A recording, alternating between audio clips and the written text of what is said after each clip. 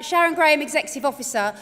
You have in front of you a pack in a plastic wallet, which you might want to take out for the presentation. It is coming up behind me, but there are also information in there in terms of where you get some of the information that I'm going to talk about. So everyone should have this on the table this morning, Work Voice Pay Update. So I'll just give you a second to get that. Everybody got that okay? Great. So conference, I'm really proud to come and give you an update on what your union has been doing in relation to work voice pay. And for those people that were here at the last conference, you will remember that we launched this 2 years ago here, and we did this for very particular reasons. And if you look on page 1 of the presentation that you have in front of you, it lists there the 3 main reasons when we came here 2 years ago that we spoke about the necessity to be much more prepared industrially. And you can see there on page 1, we spoke about stagnant wages, we spoke about the workers' piece of the pie getting smaller. Jeremy spoke about this in his speech, and how we're going to try and move that. We also spoke about job insecurity, fragmentation, automation, and the fact that the core was contracting in almost all of the workplaces where we're representing workers, and the periphery and the insecure workers were getting bigger and bigger and bigger. And of course, we wanted to see how could we actually try to deal with that. Moving you on to page 2, just again to remind you before I go into the update, we also spoke about what the aims of this should be, because there's no point us coming to conference year after year, saying we're going to launch things and then not come back and tell you what we've done. And we were very clear at the time, we listened to what you'd said in some of the motions that you'd put forward about what work voice pay would mean, every day. What were we trying to do and what we were trying to win? And you see there on page 2, there are 4 key things that we've been trying to look at as we've tried to develop this overarching industrial strategy for Unite. First of all, was this importance of intensifying our industrial work. And yes, of course, it's important, and we do it very well, that we focus on low-paid areas, that we organise new areas, that we do all of those things that we should do as a union. But it is equally important that in the 19 sectors where we have organisation recognition agreements, that in those areas we are able to push up. Because if we don't push up, then we are getting dragged into these contracts which are a lot less than the ones that we have negotiated for members.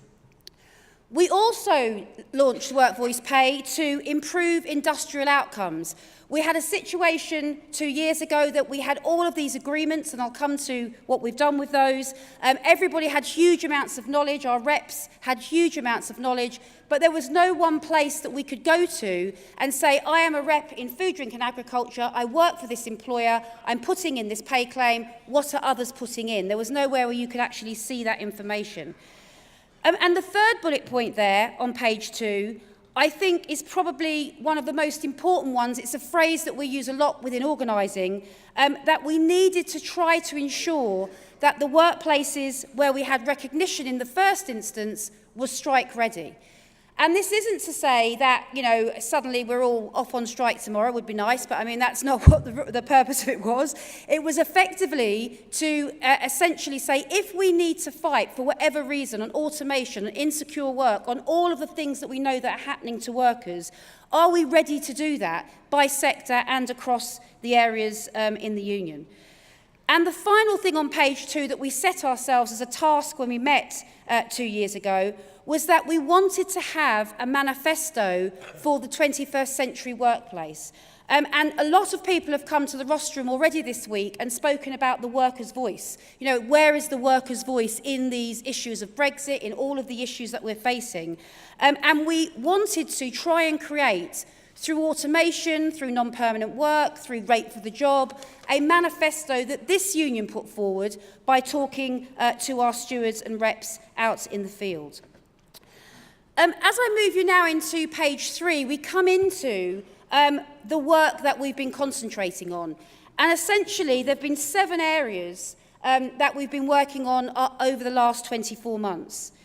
The first of those is to collate our industrial data, and I'll come back to that. To create guides and templates for our stewards that you could readily access, that you're able to use immediately, that are in a form that you could use. To create core industrial tools for stewards that was putting some of the power in your hands in terms of information. To begin to think about how this union, as the biggest in the UK and Ireland, could essentially punch our weight in an investigative situation. How could we actually use that in terms of the issues that we were putting forward? To develop alternative strategies like leverage, but move that further on. And of course, the workplace manifesto, as I've already alluded to. Moving now on to page 4, what you'll see there, and of course all of this is very brief because of time, is the coordination of industrial data. And I do hope that everybody in this room has their Work Voice Pay password. This is the doorway into all of the industrial tools that we've been putting together over the last 24 months. I know over 20,000 stewards have gone in already, as Len spoke about in his speech, so people are using it. And one of the first things that we did after conference 2 years ago was to really try and pull together. We're in 36,000 workplaces where we have Unite Recognition. We have 28,000 Unite Recognition agreements, and that's before we get onto the unrecognised sites. And we are bringing together that data. So we know for every single site, yes, the officer, the usual stuff that we needed there, but also what was the anniversary date of pay and what was the last percentage pay increase. And this is important for stewards to know, and you've hopefully all got access to this now, where if in a particular sector we have 19 different anniversary dates, do we want to begin to harmonise those? And that's obviously a conversation for you in your sectors. But what we wanted to do is to make sure you had that information at your fingertips and were able to use it. You'll also see there on page 4 that we want to make this, and this is partially done, it needs more work on it, a proper collective bargaining database so that you can go in and put in your sector, I'm in automotive, what is the best facilities agreement, and draw that down. Or what is the best shift pattern and draw that down, or shift premium and draw that down. And that is a slower burn. We're only a quarter of the way through that. But as far as the anniversary dates of pay are concerned and the last percentage pay increase, 86% of the 36,000 workplaces are now up on the system and ready for you to access. So the idea of this piece is that we know when we negotiate, we know where we negotiate, and that you have that at your fingertips as stewards of Unite. Moving now on to page 5, and I'll very quickly just punch through this page because it's essentially the guides and templates piece. Lots of stewards ring through to say, look, Sharon, can we have a guide on X, Y, or Z? If you need one, then just ring through and ask for one. At the moment, these are the ones on Work Voice Pay, new technology that has come out of the automation conversation with stewards, recognition, facilities, agency work, apprenticeships, campaigning around pay, and writing pay claims. So they are already on Work Voice Pay. You go on, you click in, you draw it down. You can draw it down in Word, you can change some of the text. And as I say, if there are any others that you need on there, then please let us know and we'll obviously update that. I'm just moving you now into pages 6 and 7 of the presentation. I am going to spend just a couple of minutes on these 2 pages because I think it's probably one of the most important things that we have done over the last 2 years, which is to create, for the first time actually ever in any union in the world has this been created, is to create a pay claim generator. And the idea around the back of this is that we were wanting to get into the hands of our stewards a way that you could access the information that maybe you would have asked somebody at central office or in your regions to access in terms of your company's data. This was launched in February. It's been hugely used so far. As Len said in his speech, there's been over 4,000 pay claims generated by this. And effectively, you go in, you put in your employer's name, and then 20 heads of claim will drop down before you. And if anybody asks for anything else to add in, I'll add that in as we go. On shift premiums, pensions, new technology, working time, most of the heads of claim are there. And this then generates for you, in about 10 minutes, a pay claim. Obviously linked to the issues that you've put forward. And I think the important thing about that is that you have a piece of paper in your hands, 5, 6, 7, 8 double-sided pages long, that you can give to your members because they can see what we're fighting for, but also that the employer can see that we are ready, that we've done our homework and we know what we are doing when we put these in. The other thing about the pay claim generator that I think is also important is this issue around ability to pay. And when I've been around the regions and in the workplaces with the stewards, the conversations that we've been having is that, yes, of course, in some instances, RPI is a good pay rise. Obviously, sometimes a pay freeze because jobs are saved might be what we have to do in a situation. But there are also companies who are making huge amounts of profit where we are getting maybe RPI, and the employer's piece of the pie is getting bigger and bigger and bigger as they're making more profits and more profits. So we wanted the pay claim generator to give you a sense of your employer's ability to pay, and obviously, hopefully, a number of people have already seen that. The other thing that I just want to say about the pay claim generator on page 6 is the use of this in unrecognised workplaces.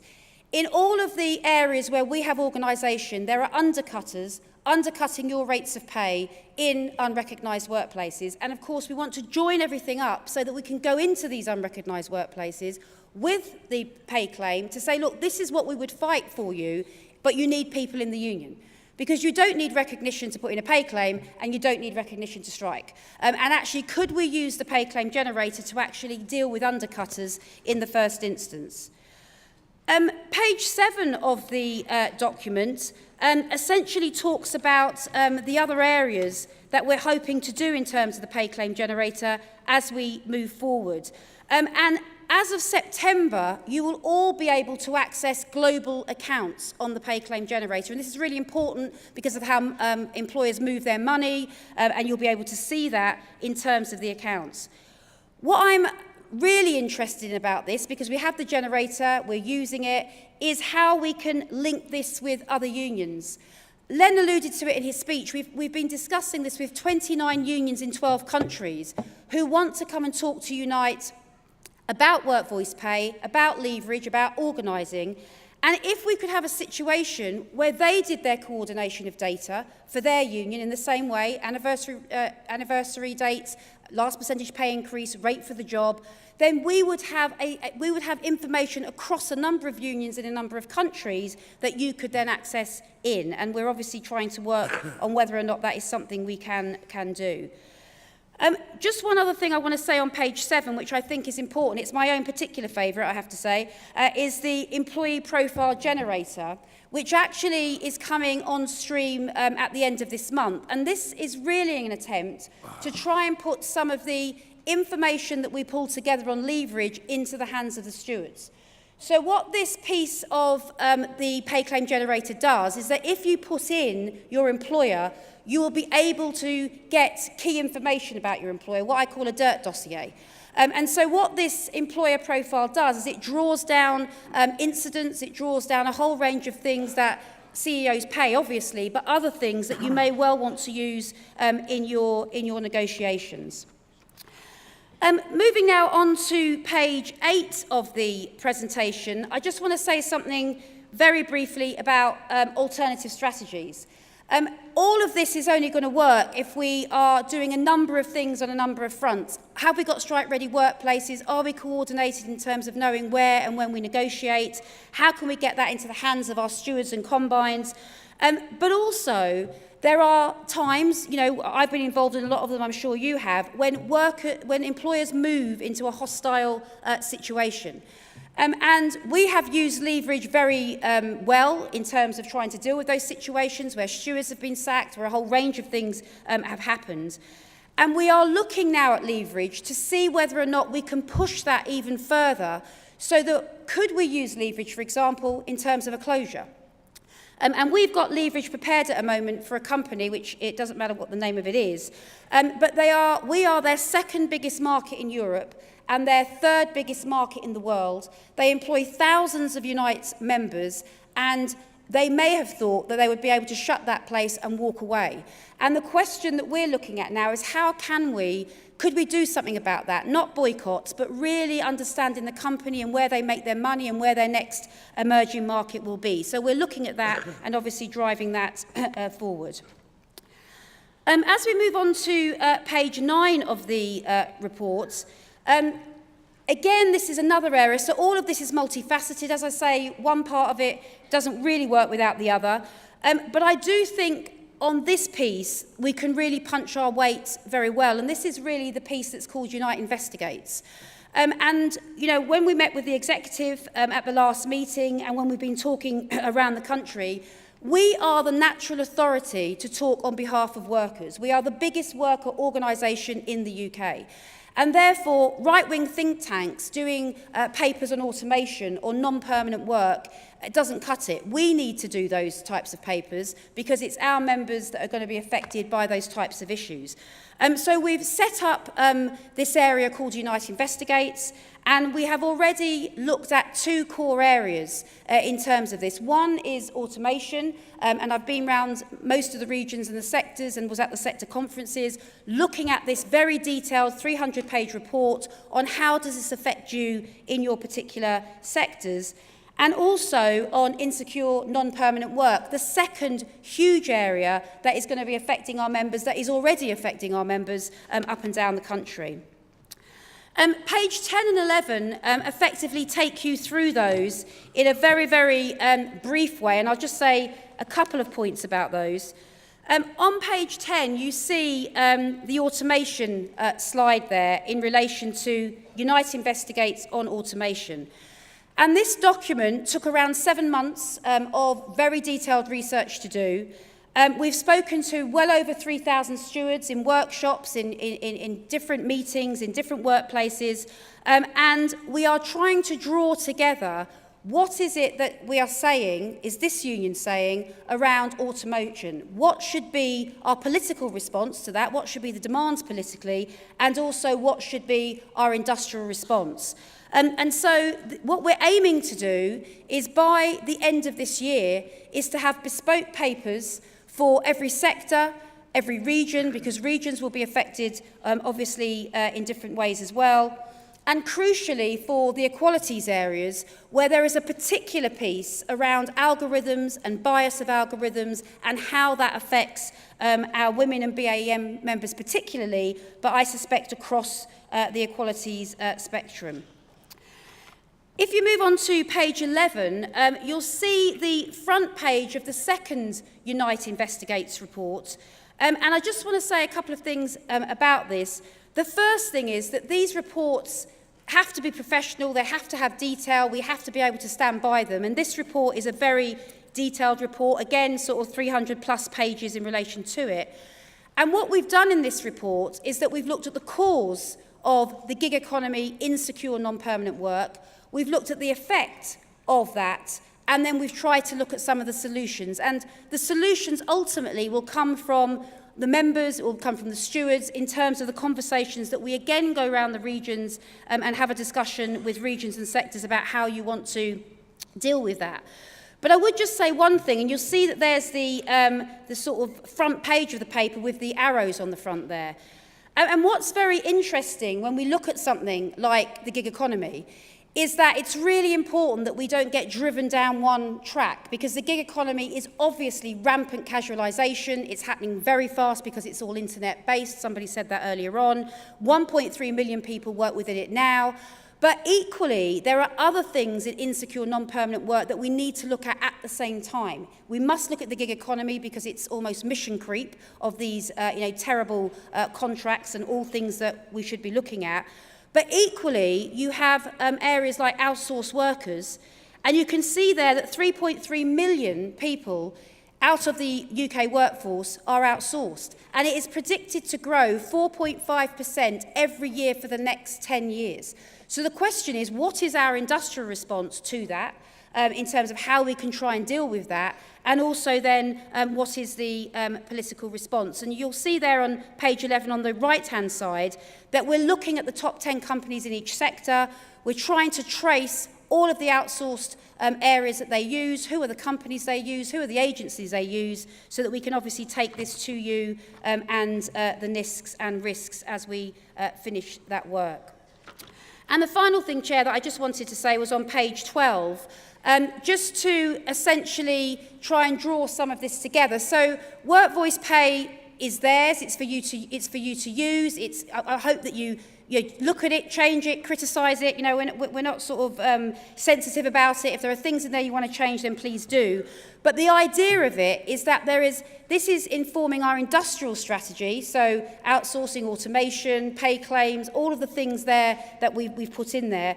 But equally, it should be driving some of our political strategy. And you see there on the bottom of page 12 that already from the thousands of conversations that we've had with stewards around automation particularly, but also around other issues, some of the things that are shaping what that workplace manifesto for the 21st century looks like that comes from our members and from our stewards.